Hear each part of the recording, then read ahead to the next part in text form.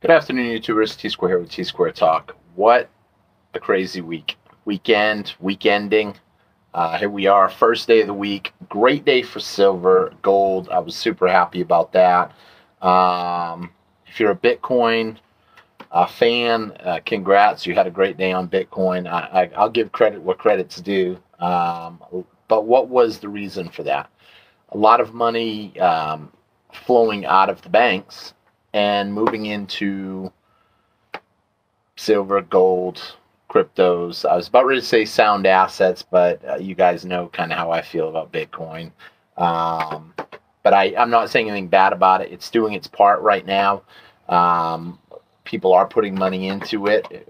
I believe we will go to a digital currency at some point. And when that happens, I do believe Bitcoin will still probably be around. Um, but I will also say a lot of these little cryptos, they're not all going to make it. We're a step away from a dot-com bubble, except with a crypto bubble. Um, and I know some people tell me, "Oh no, they've already plunged. It's already popped." It could go a lot lower. But with that being said, I want to talk today about what's going on with the banks. I've had a lot of comments over the weekend. What did I think? If you guys left me a comment over the weekend, then you know I was all for buying silver and gold this past weekend.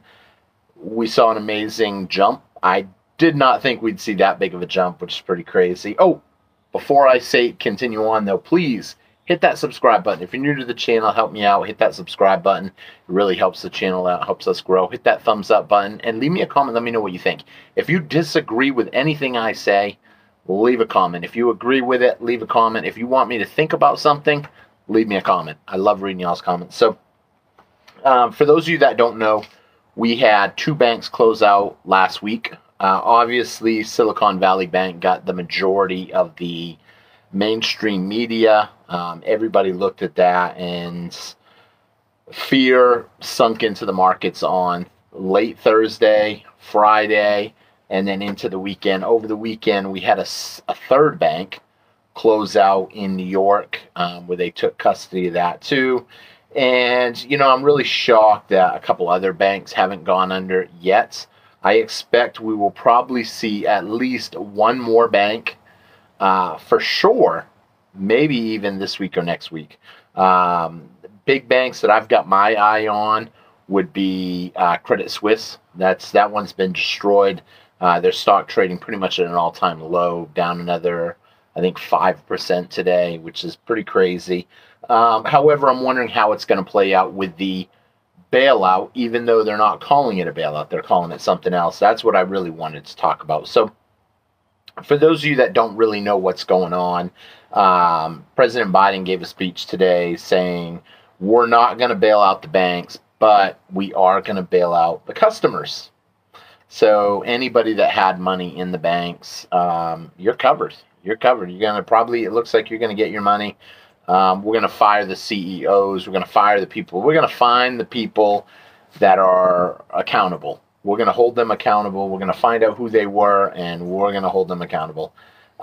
It kind of blows my mind when I hear stuff like this because, first of all, there's no such thing as a bailout, not a bailout.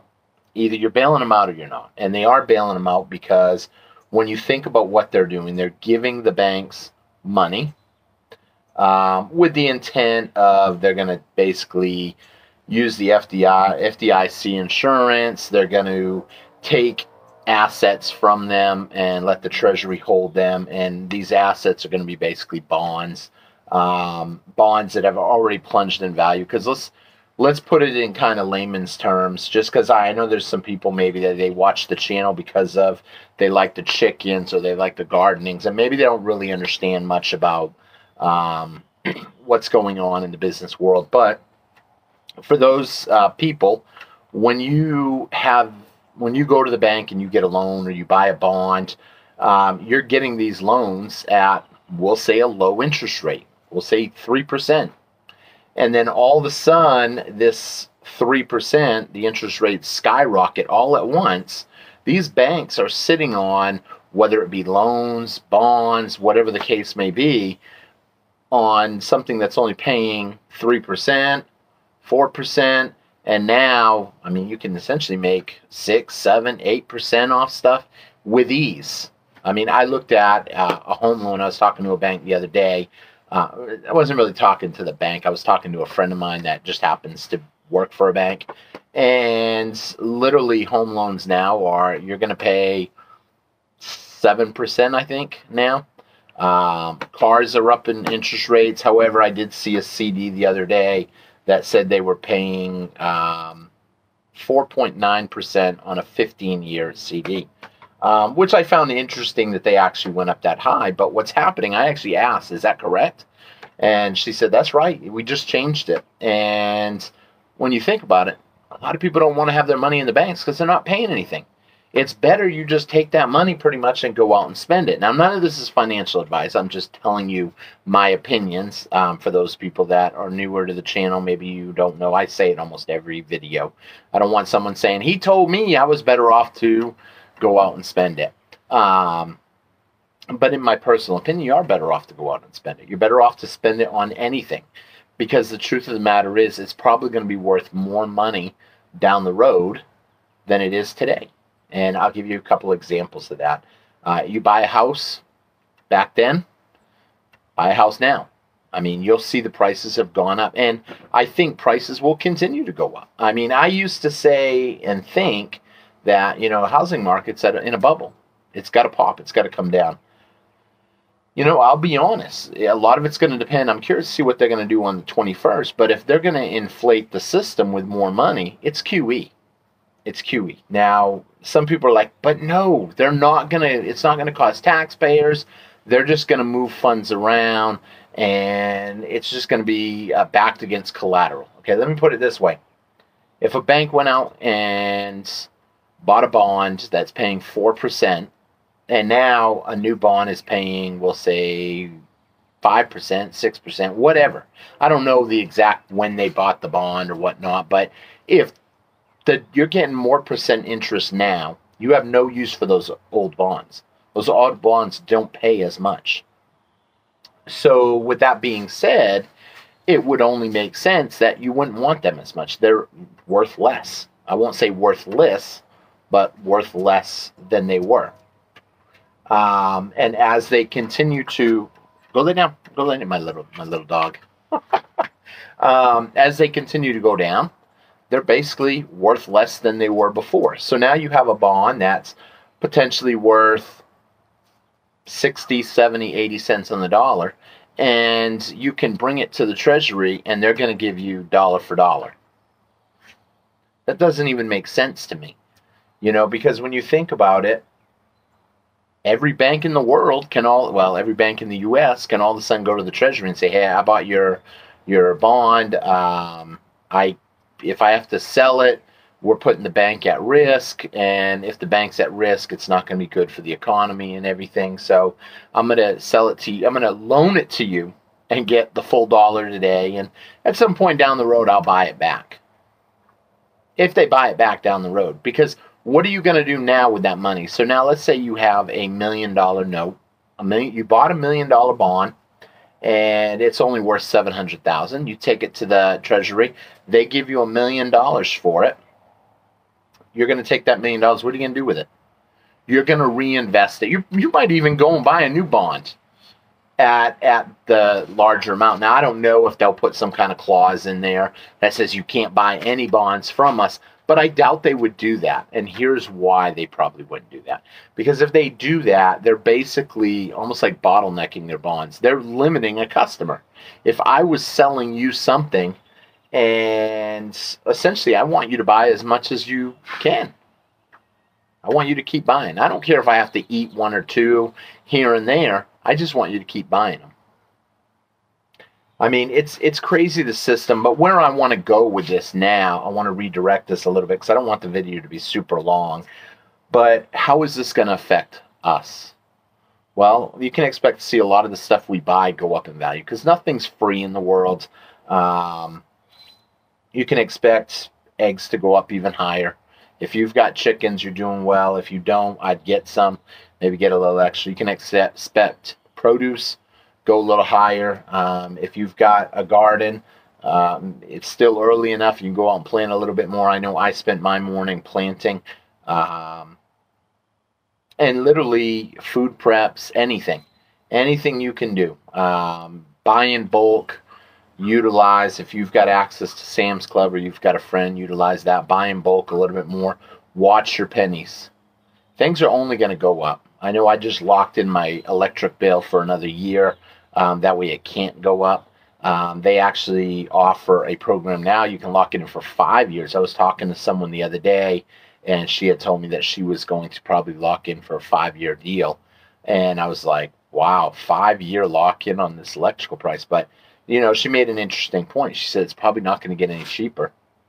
And I'll be honest, when you really think about it, it's probably not going to go any lower. Everything is going to keep going up. Because when one element of society goes up, then something else is going to go up. And something else is going to go up. And it's just going to keep escalating to where more and more stuff goes up. Now, what was really cool, I'll be honest, we saw silver hit $22 today. From really only about a week and a half ago, we saw $19.90. So that was a pretty crazy jump today.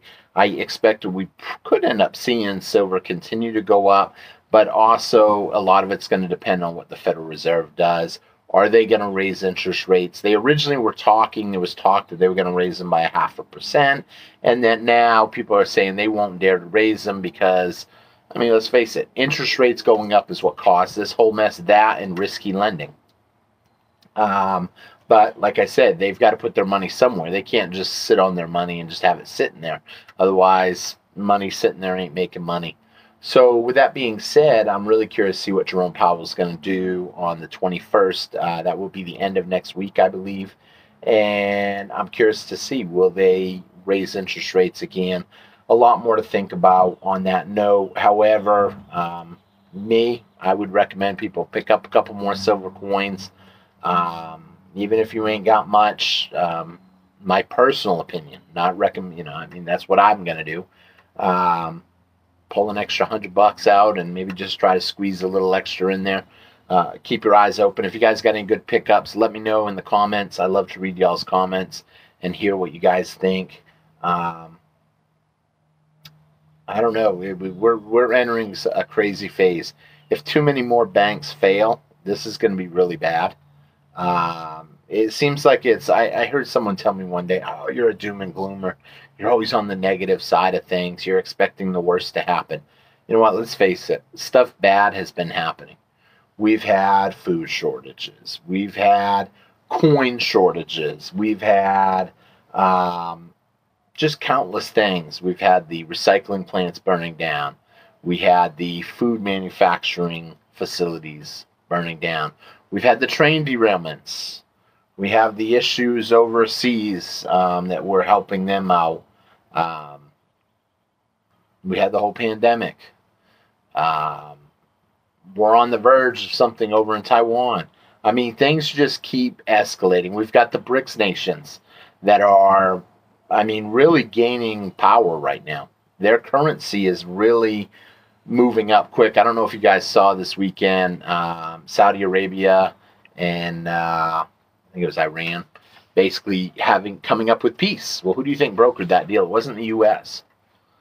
I mean, I don't think I don't think Saudi Arabia is on good terms with the U.S. right now, really. They keep it, you know how you got that friend out there, maybe he's a friend, but he's an acquaintance, I guess you might say. You kind of watch your back around him, but, you know, you don't really know you want to stay polite, be respectful, and that's it. But you ain't going to do much for him. You just don't want to call it out for what it is. You know, that's kind of the way I feel that the U.S. and Saudi Arabia are right now. Although there was some harsh words a little while back that were exchanged. So with all that being said, I don't want the video to draw out to be a super long video. And I didn't really want to do a package opening tonight. I'm trying to kind of put some thoughts out there. I don't always get that. Well, one, I don't always have the money to be buying all the packages, package openings. Especially lately, I've been looking for the dips, which means when we see a big dip, then that's when I kind of want to buy a little extra if I've got the money. But can't be doing it every day, obviously. But who knows? We'll see what happens. I'm kind of nervous. I'm excited. Things could get a whole lot worse, but if you've been prepared, if you've been kind of practicing some of the stuff that we talk about on the channel, whether it be chickens, gardening, prepping, security, different stuff, cooking at home, then essentially all that leads up to one thing, to being able to be more self-sufficient when things really do start to really crumble down. I can hear a train in the background. I don't know if you guys can hear it, but hopefully they ain't about ready to derail. They're not far from my house. So with that being said, I thank everybody for watching. I hope you guys had a great weekend. I hope you got some sleep, because I haven't gotten very much. Obviously, I've been spending a lot of time following what's going on with the banks and how this was going to play out. So after I heard Biden's speech today, it kind of made me calm down a little bit, in the sense of now at least we know where we stand.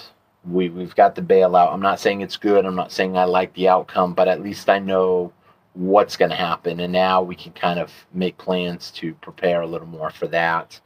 But we'll see. We'll see how it all plays out. So thank you all for watching. Again, I got to say, please hit that subscribe button if you're not subscribed. Tell a friend. Have them subscribe. If you've got a spouse or a significant other, grab the phone, hit that subscribe button. Help me out. I'm trying to grow the channel. So with that being said, thank you all for watching. I will see you guys again on Tsquare Talk. I hope you guys all have a great week, and I hope you had a great weekend. Take care, everybody. I'll see you guys again in a couple nights, Wednesday night. Take care, everybody. Bye-bye.